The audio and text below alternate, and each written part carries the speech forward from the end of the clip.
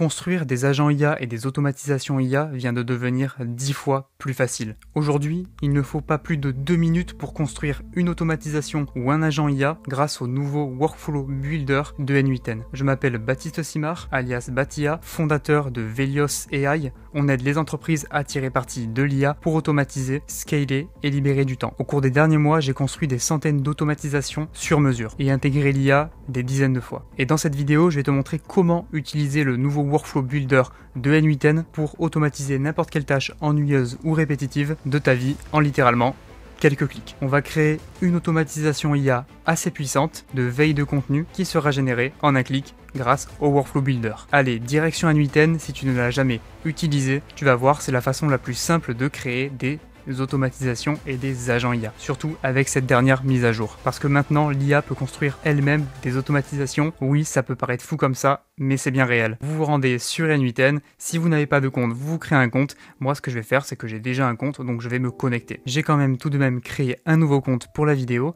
Ici, vous appuyez sur créer un workflow et c'est ici que la magie va opérer. Il faut utiliser N8N depuis le cloud, depuis le site N8N, parce que ça ne marche pas sur de l'hébergement. Il n'y a pas encore la mise à jour de disponible. On peut utiliser l'IA que par N8N Cloud. Et maintenant, ce qu'on va faire, c'est qu'on va faire Build with AI. Et là, qu'est-ce qu'il faut faire précisément? Il faut envoyer un prompt. Donc pour envoyer un bon prompt, vous aurez dans la description le lien vers le GPT qu'on va utiliser pour générer un prompt afin de générer un workflow fonctionnel. On va utiliser pour ça le N8N Prompt Generator de Dr Firas. Et pour ça, on va tout simplement décrire ce que l'on veut. Ça va nous créer un prompt et on l'enverra sur N8N. Donc voilà, j'ai écrit un prompt rapide. J'ai dit que j'aimerais un workflow N8N qui s'occupera de faire de la veille hebdomadaire de contenu Instagram de mes concurrents, stocké au préalable dans une base de données Airtable. On va scraper les informations de leurs vidéos grâce à un scrapper Apify, un acteur Apify. Et le but est d'analyser les statistiques de leurs 7 dernières vidéos, notamment avec un nœud Gemini Analyze Video qui permet d'analyser la vidéo entière, ou CTA, contenu, transcription, résumé. Et j'aimerais un rapport HTML envoyé et généré par IA et envoyé par Gmail. Donc là c'est parfait, ça va me donner un prompt et ce prompt on va aller le mettre dans N8N. Ici ça va générer le prompt. Donc voilà, là j'ai bien le prompt, on va le copier, on va se rendre sur N8N et on va le coller. Vous voyez qu'il est un peu plus long que ce qui est montré ici sur ChatGPT. Donc là hop on l'envoie, on envoie le prompt et ça va venir générer tout simplement le workflow. À savoir que vous pouvez faire ça, cette technique, avec ici le GPT, mais on va aussi tester et voir la différence si on n'utilise pas le GPT, comme ça vous aurez deux versions différentes. Donc là, on attend que ça génère. Voilà, on voit que les nœuds déjà sont mis au préalable et il va venir assembler ces différents nœuds. Donc là, il a mis les nœuds et maintenant il va les relier. Voilà, il vient de relier les nœuds. Maintenant, il va rédiger les différents prompts, les différentes informations qu'il va y avoir dans les nœuds et ensuite, on aura juste à faire les connexions. Donc là, ce que je vais faire, c'est que je vais générer une première fois avec ça et maintenant, après, on va aller générer avec juste le prompt que j'ai donné à ChatGPT. Voilà, c'est fini. Maintenant, ça dit ce qu'on doit faire. Vous voyez que par exemple, ici, il faut mettre les credentials pour Airtable, pareil pour Gemini, pour OpenAI, pour Gmail et bien sûr mettre toutes les informations dans chaque nœud. En tout cas les informations plutôt au niveau des API et des connexions. Donc il n'y a pas de souci. Donc ça c'est la version avec le prompt du GPT de Dr Firas. Donc tout ce qu'on va faire c'est que ça a été sauvegardé, parfait. On va créer un autre workflow ici et on va tester le prompt que j'ai envoyé brut sans du coup le GPT Builder qu'on a utilisé juste avant. Donc là j'envoie un truc comme ça et on va voir ce que ça va me donner. Donc là pareil, ça cherche les bons nœuds à utiliser. Ça récupère les informations des nœuds et ensuite ça va nous placer les nœuds et ensuite les relier entre eux. Voilà, donc déjà on a les nœuds, on voit qu'on a à peu près les mêmes nœuds que juste avant, mais là on a quelques différences, c'est qu'on a un peu moins de nœuds, on a peut-être un peu moins d'informations, mais on a peut-être les meilleures informations. Donc là on va voir si ça utilise les bons nœuds par rapport à ce que j'ai dit, parce que pour l'instant je vois 2 nœuds Gemini. Ça a changé le premier nœud Gemini, donc là est-ce qu'on a quelque chose de bien ou pas? Donc là on va comparer les deux, on voit qu'on a justement le Workflow Configuration ici, c'est les API à entrer. Vous voyez par exemple, il y a l'API d'Apify, il y a l'actor ID, donc ça peut-être pas besoin. Il y a les compétiteurs, donc mes concurrents dans ces Airtable qu'on devra mettre. L'appel API vers Apify, vers du coup celui qui s'appelle, on n'a peut-être pas son nom, on verra juste après. Hop, ensuite on extrait cette vidéo avec ce code, on analyse la vidéo avec Gemini, donc là il y a bien l'URL. Ensuite, on agrégate toutes les analyses. on le donne à Gemini. Nous on avait dit OpenAI, mais ça a mis Gemini. Ensuite ça rédige un rapport HTML, ça envoie par email. Ça c'était le deuxième workflow. Et le premier qu'on a généré avec Dr Firas, on va voir s'il est plus compliqué. Donc ici, Workflow Configuration, obtenir les compétiteurs de Airtable. Donc on voit que le début c'est exactement la même chose. Ensuite, prépare Apify Request. Donc là, qu'est-ce que ça va faire? Ça va préparer le body. Ici, voilà, on voit qu'on a le Instagram Scrapper, voilà. Ensuite, pareil, ça analyse la vidéo, ça enregistre les informations dans Airtable, c'était pas forcément demandé. Là, ça utilise bien OpenAI et ensuite ça envoie vers Gmail. Donc nous, ce qu'on va faire, c'est qu'on va prendre le workflow qui est un petit peu moins long, donc c'est celui juste avant, et on va aller configurer celui-là. Donc c'est pas lui, c'est l'autre. Donc vous voyez que dans tous les cas, dans les deux cas, c'est super puissant. Je pense que ça a généré quelque chose de très intéressant. Donc ici, on va tout simplement se rendre sur le workflow et on va aller configurer tout ça. Donc d'abord, Weekly Scheduled. Weekly Scheduled, on voit qu'il est bon. Ça va se déclencher du coup normalement une fois, donc tous les lundis à 9 h, une fois par semaine, comme j'avais demandé. Workflow Configuration, et là on va mettre toutes les informations. Alors Report Recipient, je pense que c'est en gros l'email. Donc là, je mettrai mon email à la fin. Ici, l'Apify API Token. On ira sur Apify après pour aller chercher le token. Ça permet de faire du scrapping. Airtable, qui permet du coup, pareil, d'aller chercher les informations d'une base de données Airtable dans laquelle on mettra quelques concurrents. Ici, Apify. Et après, tout ça, je vous l'ai montré juste avant. Donc ce qu'on va faire, c'est que moi, par exemple, vu que j'ai pas fait mes connexions sur mon compte N8N dans le cloud, je vais me rendre sur mon compte Hostinger, je vais copier ça et le coller là-bas et générer.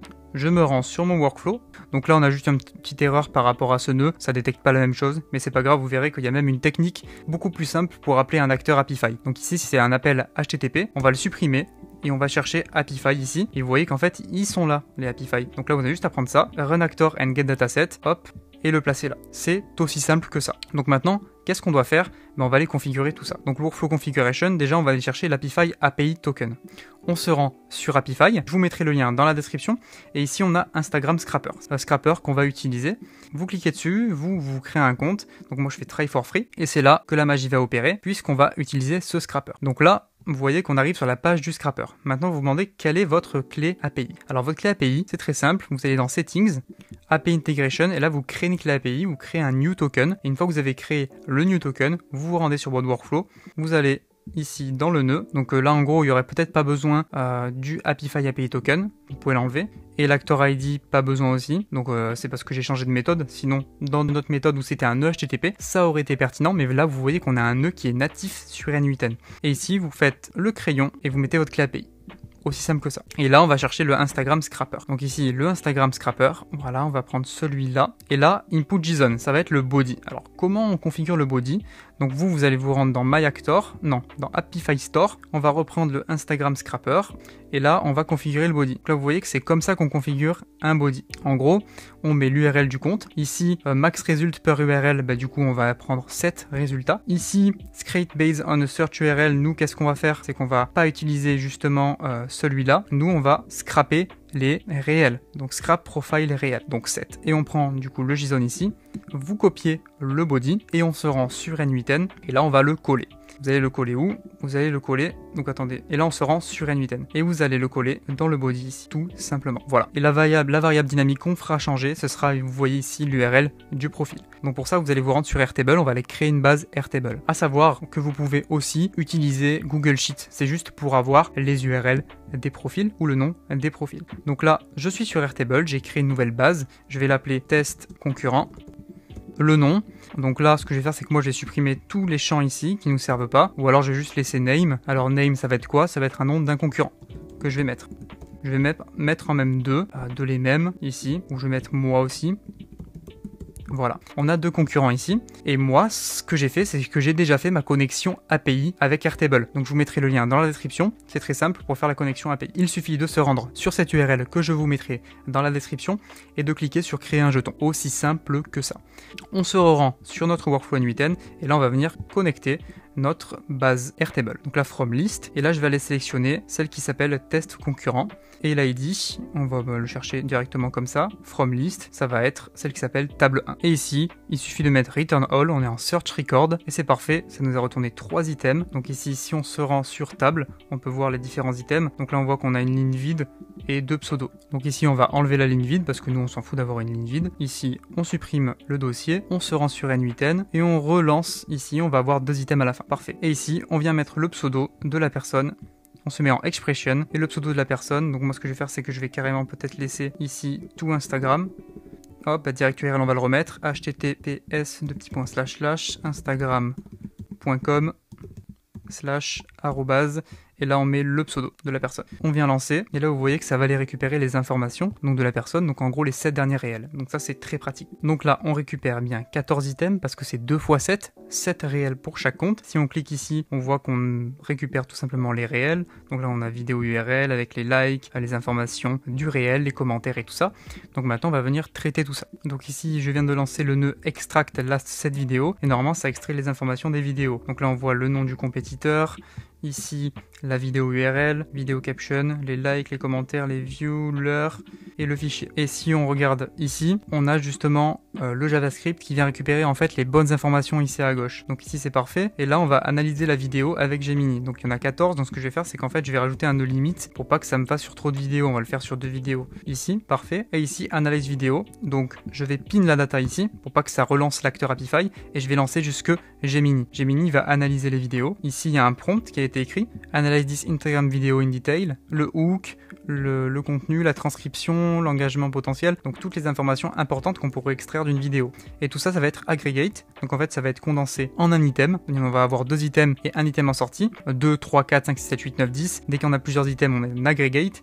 Et ici, on a un prompt pareil avec les informations de ce qui a été aggregate juste avant pour générer un rapport HTML qui sera envoyé par email. Donc là, on va encore attendre que ça génère. Ça va générer tout simplement l'analyse des vidéos qu'on va avoir en sortie de ce nœud. Et tout ça va être rédigé dans un rapport. Vous voyez que c'est assez puissant. Le seul truc que j'ai changé moi, c'est le nœud Apify. Donc bien sûr, c'était même pas obligé de le faire. Moi, je vous montre une astuce parce qu'il y a un nœud natif qui existe. Donc c'est vraiment pratique. Donc voilà, on a le résultat en sortie. Donc bien sûr, c'est écrit en anglais. Vous pouvez préciser que c'est une analyse qui doit être générée en français. Moi, c'est parce que ça a été fait par défaut en anglais. Ça décrit la vidéo. Tout ça, c'est aggregate. Donc je vais pin aussi ce nœud et je vais lancer jusque là. Je vais lancer jusque là, comme ça vous verrez ici l'aggregate, comment il fonctionne. Vous voyez qu'en fait, on a 2 items en entrée et en fait, ces 2 items vont être mis dans une variable qui s'appelle data. Donc ici, on a data 0, on a la première analyse et data 1, la deuxième analyse. Au moins, on a les 2 analyses des 2 vidéos. Et vous voyez qu'on passe de 2 items à 1 item, et ça c'est envoyé du coup à ce nœud. Ici ça fait un rapport, vous voyez qu'en fait tout le contenu est mis ici, voilà, et il demande du coup un rapport complet par rapport à ça.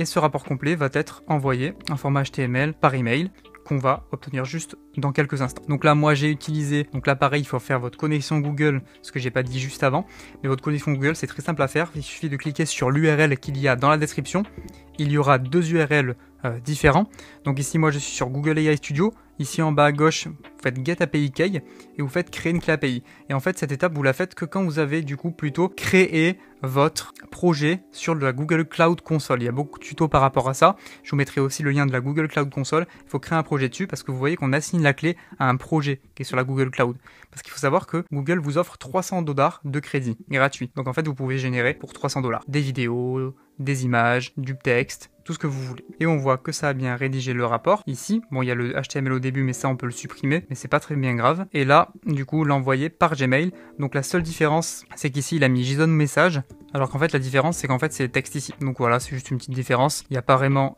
mort d'homme là-dessus, avec le sujet et l'email qu'on était censé mettre au début du workflow. Donc là, il faudrait tout relancer. Donc moi, ce que je vais faire, c'est que je vais mettre mon email ici, et donc je coupe à la vidéo, je mets mon email ici, et on va aller tout de suite aller voir par email ce que ça m'a envoyé. Donc voilà, Instagram Competitor Analyse Report avec de la couleur, et des titres, voilà les trends, les recommandations. Donc on a pas mal d'informations assez bien présentées. Donc pour un simple prompt, c'est assez cool. Donc ici c'est écrit en anglais aussi, mais vous voyez qu'on a tout simplement une analyse complète avec juste 2 vidéos là. Donc franchement, il n'y a pas vraiment une grosse analyse qui a été faite. Donc c'est tout simplement pour ça qu'il faut le faire avec plein de vidéos. Donc là vous voyez que un de mes hooks ça a été Make ça pue la merde, arrêtez de prospecter avec Gmail. Donc c'était 2 hooks différents de mes vidéos. Ça regarde vraiment bien tout du coup les vidéos en détail, ce que je dis dans la vidéo, les transcriptions et tout ça. Franchement c'est assez cool, je suis assez satisfait de cette génération à partir d'un simple prompt. J'ai changé quoi? J'ai changé juste l'acteur Apify, j'ai changé juste un nœud qui est natif à N8N, donc ça c'est assez cool. Et pourquoi ça ne me l'a pas généré directement dans N8N Cloud, ce nœud Apify? C'est parce qu'en fait c'est un nœud qui doit être installé, donc il faut appuyer sur le bouton Install Node. Donc c'est pour ça que le nœud s'est pas mis par défaut. Vous voyez ici que si je me rends sur le workflow juste avant, le premier workflow sur N8N Cloud, on a Apify et il faut faire Install Node. Et c'est pour ça que ça ne le met pas par défaut. Donc peut-être que si vous le mettez et qu'ensuite vous demandez de générer, ça le mettra. Normalement oui. Et ici, du coup, voilà, le workflow a bien fonctionné, c'est fonctionnel, à partir d'un prompt, pas d'erreur, c'est vraiment super. Je suis assez satisfait donc de ce workflow builder, donc merci de m'avoir écouté, n'hésitez pas à réserver un appel de découverte si vous souhaitez implémenter l'IA ou l'automatisation dans votre entreprise. Nous construisons aussi des SaaS sur mesure, vous pouvez aller directement voir le contenu de nos offres sur le site Velios. Donc j'espère que cette vidéo vous aura plu, n'hésitez pas à commenter, dire ce que vous en pensez de cette nouveauté sur N8N qui permet de construire des workflows assez rapidement et fonctionnels, de lâcher un like pour me soutenir et de vous abonner, et moi je vous dis à très bientôt.